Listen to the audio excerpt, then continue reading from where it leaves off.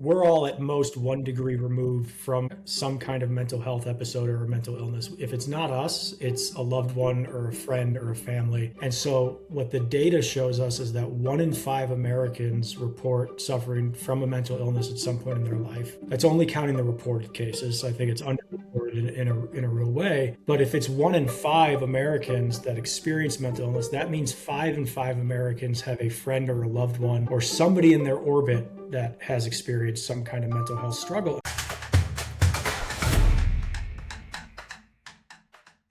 Hey, everybody, and welcome to the Grow Healthy, Help People podcast, a podcast that Accordis puts on. We love talking to our nonprofit leaders and just hearing about all the amazing things they are doing in their community and around the world. Today, we are here with Jono from the Good Life Movement. How are you today? I am doing well. Thank you for having me. Good. So tell everybody where you're calling from. Yeah, so I'm calling in from Boulder, Colorado. Awesome. Okay. So what's the temperature like in Colorado right now? Well, it's like 65 right now, but it's been unseasonably warm. I think we were in like the 90s, mid 90s the Oh, last wow. or so. So today is Yeah. is the exception to the rule right now, actually. Okay. Yeah, Awesome.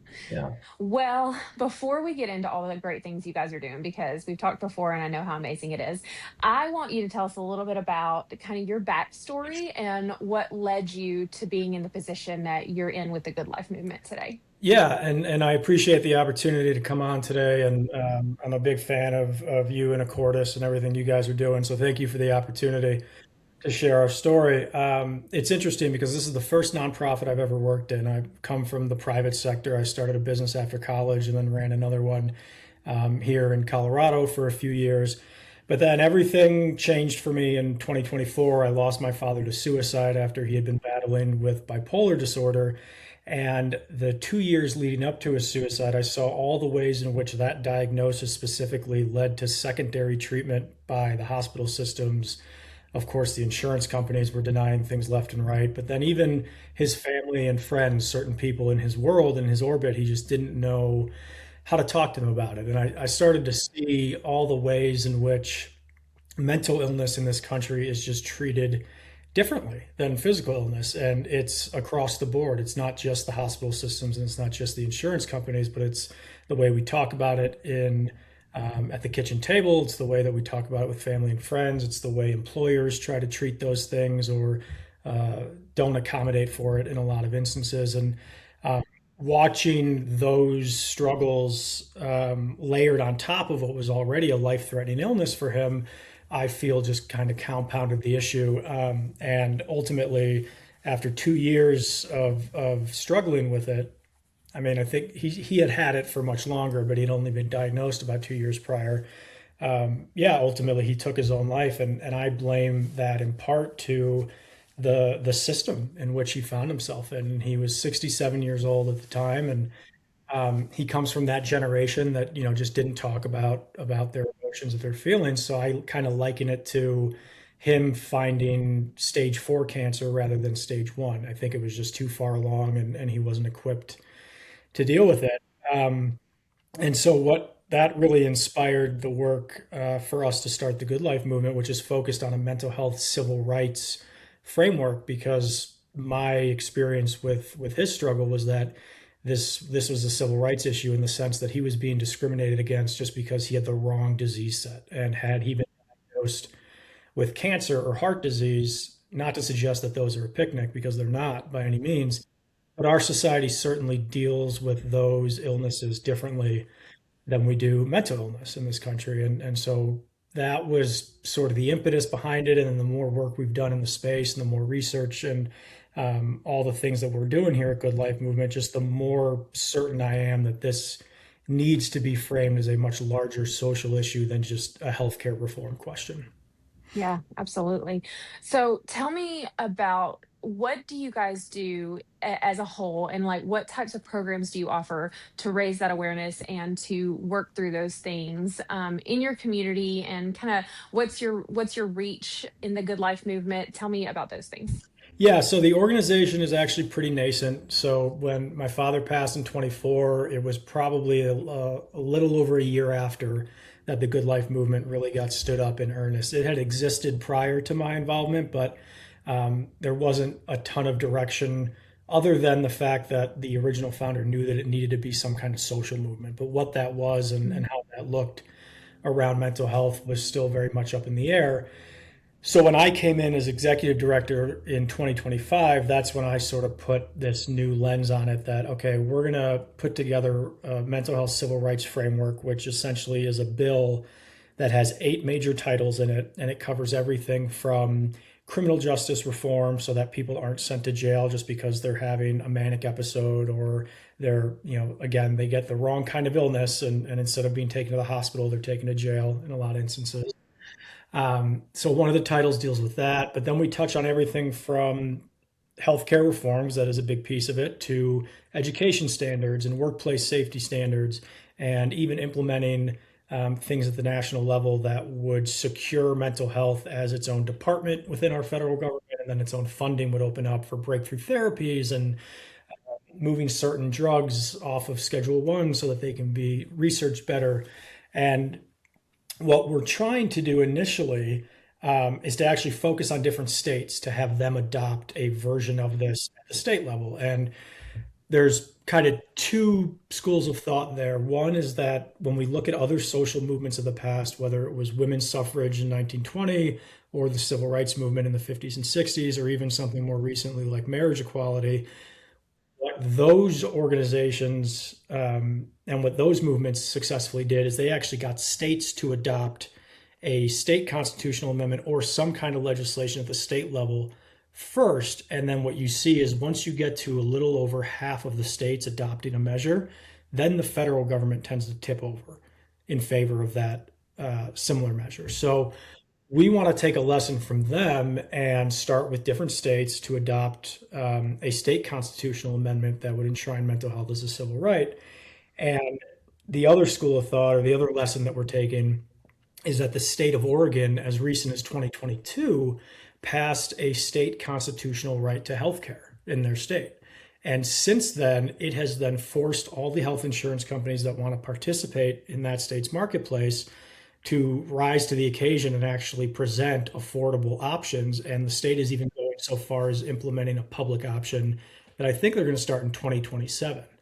So we have seen examples in which states have been able to adopt legislation to move the needle at the federal level, but then we're also seeing examples of states just taking the leap in terms of healthcare policy to say, this is something that we feel that every one of our citizens in the state of Oregon, in this case, deserve affordable, accessible healthcare, and we're going to push that at the state level. And if the insurance companies want to participate in the Oregon marketplace, they're going to have to figure out how to play ball and work with us. And what that kind of change does fundamentally that a lot of health insurance reform hasn't accomplished to date is that it's no longer a question of how do we as citizens fit into the system. It's now a question of how can the system fit what is now a constitutional obligation Yeah. for them to acknowledge this and oblige by it. Otherwise, they're looking at lawsuits because they're undermining our constitutional liberty in that sense. So we see it as a way to kind of change the power dynamic in a profound way because health insurance reform and mental health reform has been something this country has worked on really for like 70 plus years. The National Institute of Mental Health was actually founded in 1949. So this is a long standing problem, but we're saying, okay, there's been a lot of groundwork laid and there's been all sorts of mental health reform that has been good and effective and necessary and it's certainly saved lives. But until we get to the root cause, which we feel is that our society writ large doesn't treat mental illness with the same reverence we do physical illness. So let's let's solve that issue, and then all this other stuff downstream, we believe, can work itself out if it's enshrined as a constitutional obligation. So, what does it look like? What is it going to take in other areas where you guys aren't necessarily? What is it going to take from the people in other states to start moving the needle towards this? Yeah, so it's a good question. We are trying to set up state chapters around the country so that we can actually have efforts that we're pushing at the state legislature. And because I'm in Colorado, we're starting here, but Colorado also actually is a better state to try this in. And we're we're putting together a scorecard for different states just based on their recent history around mental health and mental illness and how have they been looking at it. And we're targeting states like Colorado, like Oregon, California, New York. There's a list of sort of the tier one states that we want to go after, and what folks can do in their own state is to first educate themselves on what are sort of the mental health organizations in your state that are doing good work. And Good Life Movement isn't present in all of them yet. We hope to be one day, but there are certainly organizations like NAMI, the National Alliance for Mental Illness, that has state chapters everywhere. So people can look to those to see what are sort of what are the activities and the efforts going on in their state in that capacity for those chapters. But with the Good Life Movement, one of the things that we're also trying to do is work with the organizations that are already in these states that have already made good work with the different legislatures so that we can acknowledge the work that's been done and then build off of that. We don't want to be a distraction. We don't want to be a redundancy in the space. And coming in, for example, to say, okay, healthcare reform has been worked on in all of these different states. We want to work with those organizations, but then also say, okay, this new civil rights framework is going to basically just give you more ammunition and create a different power dynamic between, again, the people and the system so it can Yeah. work in concert with all of the work that's been going on. So the thing I like to tell people is, you can come to our website, goodlifemovement.org, and you can reach out to see what we're doing specifically in your state. But even in the states that we are absent in, get involved in other organizations that are doing good work in the mental health space, because ultimately this civil rights framework is going to be boosting all of those efforts really across the board. Because again, we put together 8 titles to make sure that we're touching on all the different avenues and all the different aspects of society in which mental health is a problem. And we're saying, okay, whether you're NAMI or you're the Sozoze Foundation or the Kennedy Forum, like they're all doing sort of different things. But at the end of the day, the mental health civil rights framework is going to be a piece of that puzzle for them. So there's plenty of opportunity to get involved, even if it's not directly with Good Life Movement. Yeah, absolutely. That's incredible. So, running the Good Life movement, how has it been as far as like challenges go?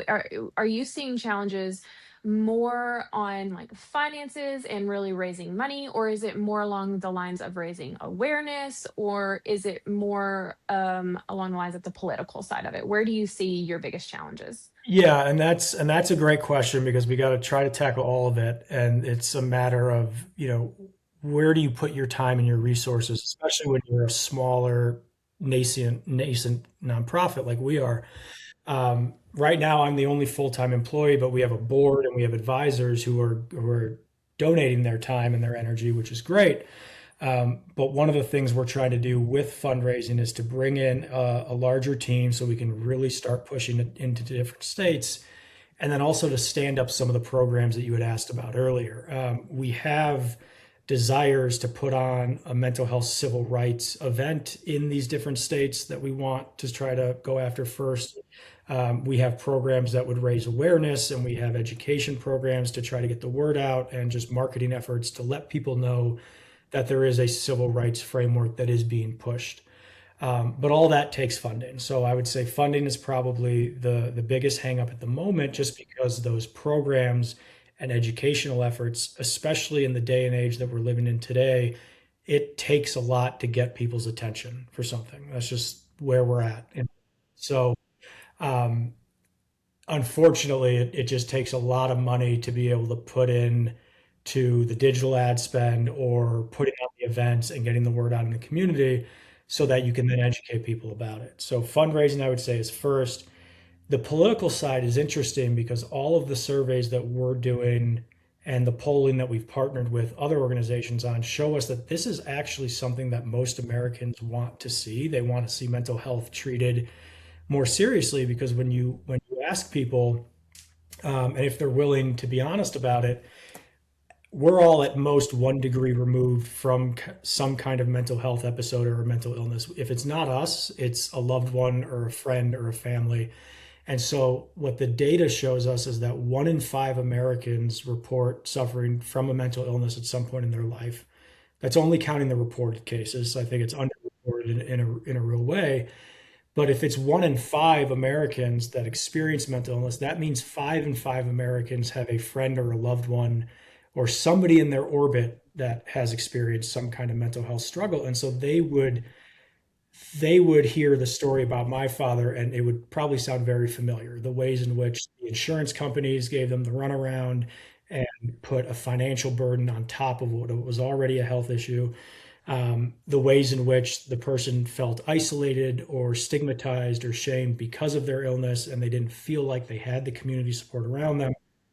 The thing about my father is that his story is not unique in this country by any means. America averages one suicide every 11 minutes. And if you count deaths of despair, which include drug overdoses and liver failure due to alcoholism, if you include those with suicide, depression, mental illness, all of that is actually the fourth leading cause of death in this country, which is a staggering statistic when you think about it. But we're not far removed. People have stories of a loved one or a family member having addiction issues or suicide ideations or just having been sidelined by mental illness because it's actually the number one cause of disability in this country is depression and anxiety.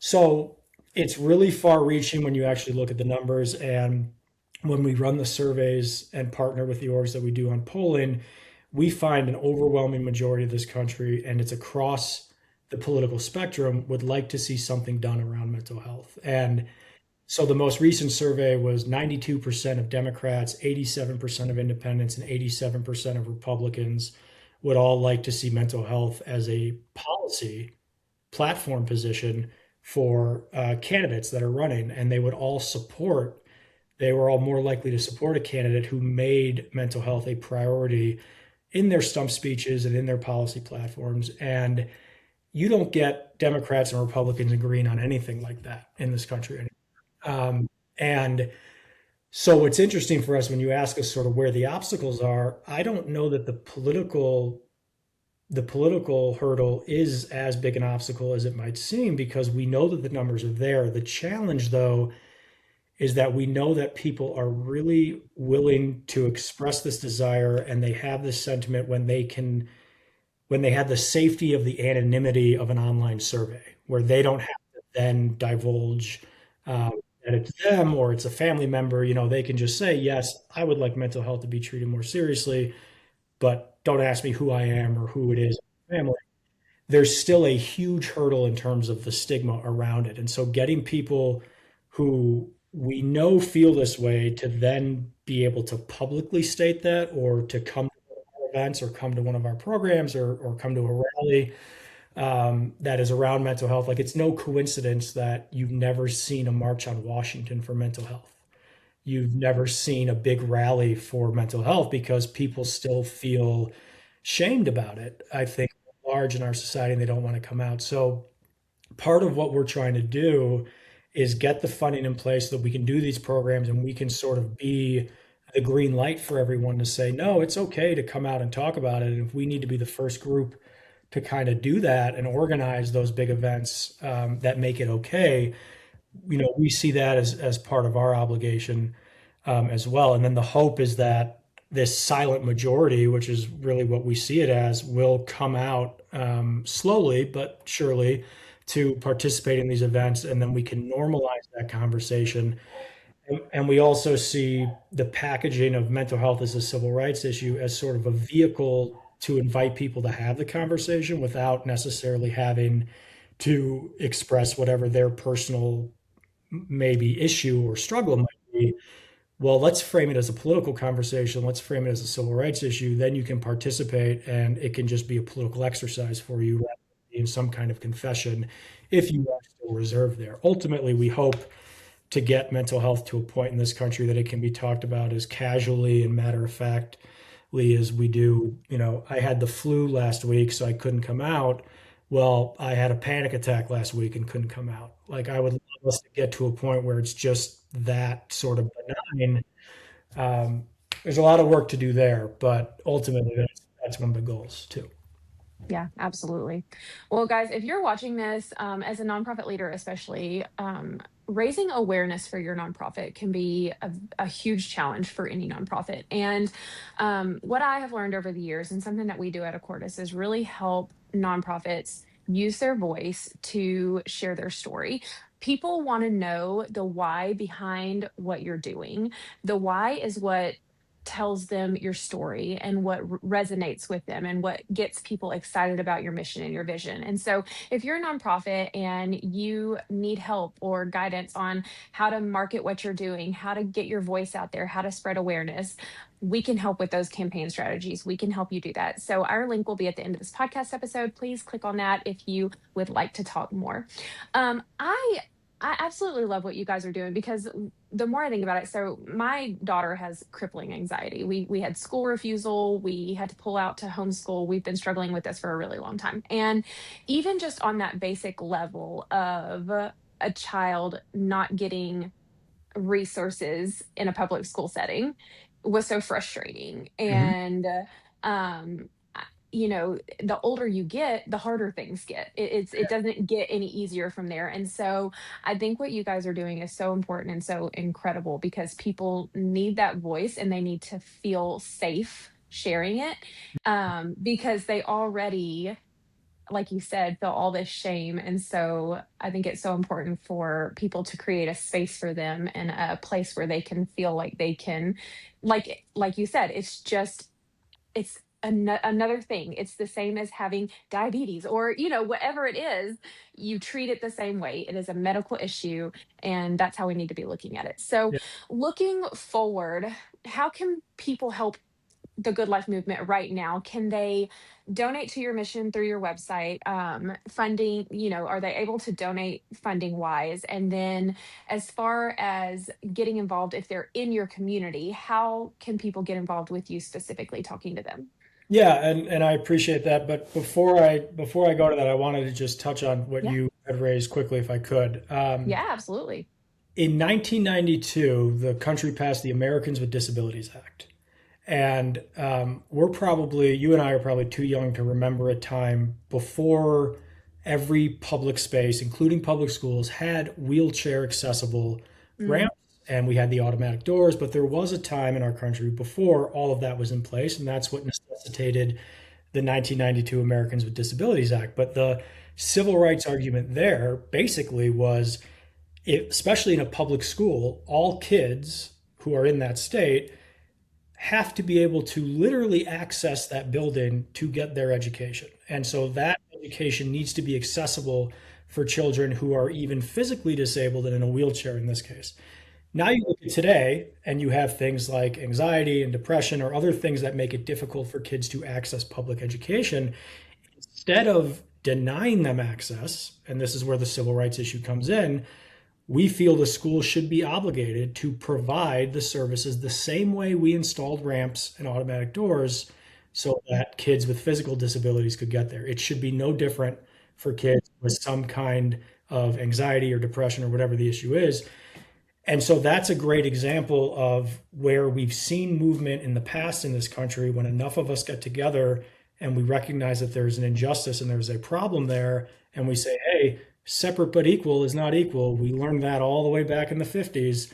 Why are we doing this again if it comes to wheelchair accessible schools or making the school place accessible for a kid who's suffering from anxiety? You need to figure out how to either rebuild, physically rebuild aspects of the school or the curriculum or the way it is that we're educating our kids. And that's a civil rights issue at the end of the day because they're denying your kid access simply because she has something they were not prepared for. Well, you need to get prepared for it. And that's part of what it is that we're trying to do at the Good Life Movement.